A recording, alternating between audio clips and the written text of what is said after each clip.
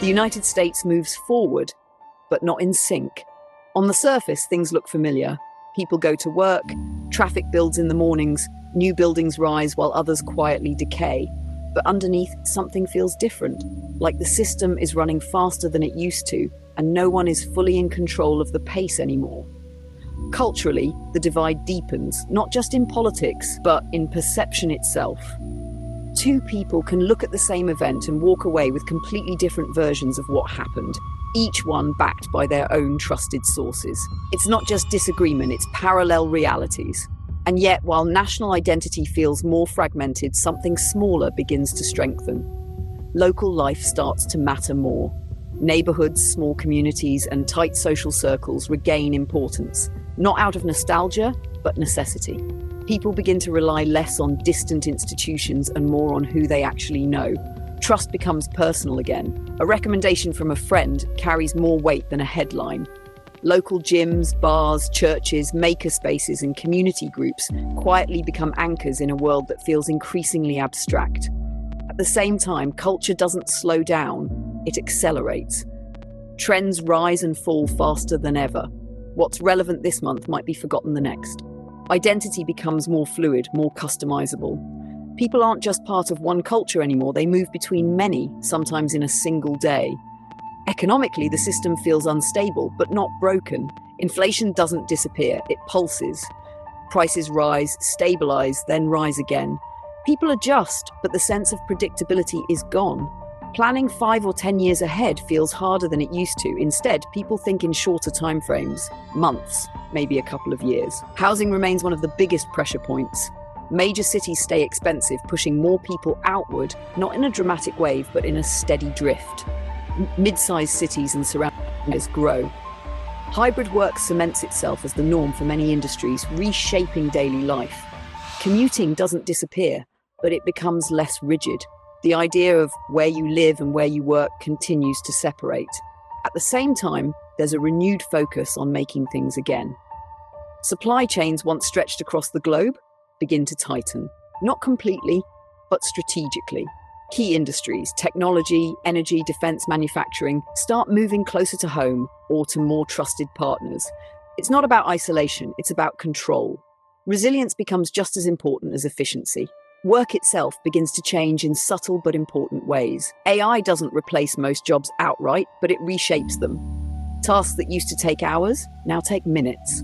The expectation shifts, productivity increases, but so does pressure. Workers are asked to do more, faster, with fewer excuses. At the same time, those who learn how to use new tools effectively gain a real advantage.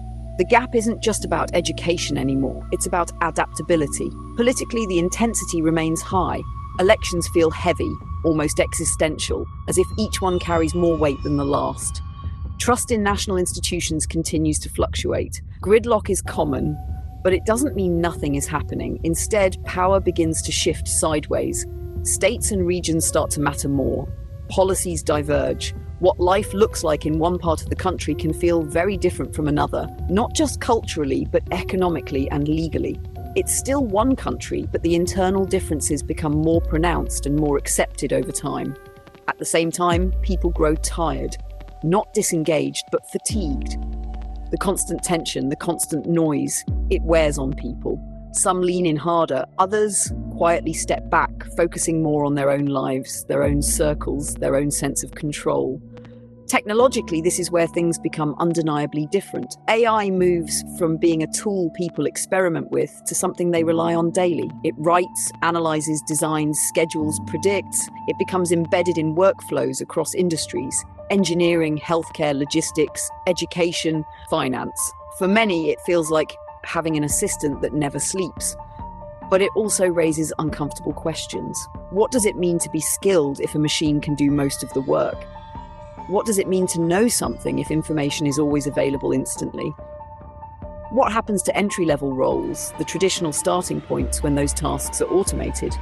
There's excitement, but also unease.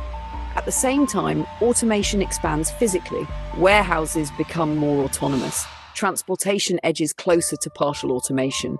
Robotics improves, not perfectly, but enough to start changing how certain industries operate behind the scenes. And yet, for all the technological advancement, human problems remain stubbornly human. Loneliness doesn't disappear, meaning doesn't automatically come from efficiency. People begin to realize that more capability doesn't necessarily equal more fulfillment. So they look for it elsewhere, in community, in craft, in tangible experiences. By the end of this period, the feeling becomes clearer. The country hasn't collapsed, it hasn't unified, it hasn't radically transformed overnight, but it has accelerated. Systems are moving faster, differences are more visible, technology is more embedded, and the old assumptions about work, identity, stability, and trust no longer feel as solid as they once did. There's no single turning point you can point to, just a growing sense that the ground is shifting and that everyone is adjusting in their own way, at their own speed.